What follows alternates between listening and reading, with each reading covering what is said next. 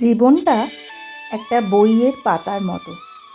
তাই বইকে যেমন ওপর থেকে শুধুমাত্র মলাটুকু নেড়েচেড়ে দেখে রেখে দিলে তাতে ধুলো জমা ছাড়া আর কোনো উপায় থাকে না, সেই রকমই জীবনের প্রতিটা পরতকে পর্যবেক্ষণ করবার জন্য তোমাকে ময়দানে নেমে কাজ করতে হবে।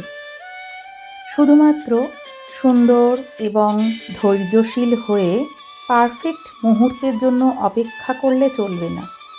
বইকে যেমন উল্টে পাল্টে প্রতিটি পৃষ্ঠা থেকে তার রস নির্যাস আহরণ করতে হয়, জীবনেও তেমনি কখন তোমার ভালো সময় আসবে সেই জন্য হা হুতাশ করে অপেক্ষা করে মুহূর্তগুলোকে নষ্ট করা উচিত নয়।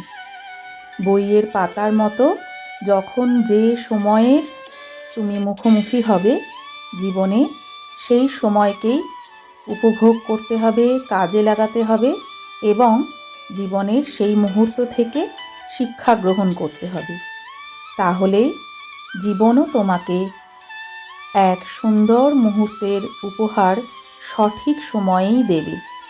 স্বপ্ন দেখা ভালো, স্বপ্নের পিছনে দৌড়ানোও ভালো, কিন্তু সেই স্বপ্নকে সার্থক করতে হলে তোমাকে চেষ্টা চালিয়ে যেতেই হবে।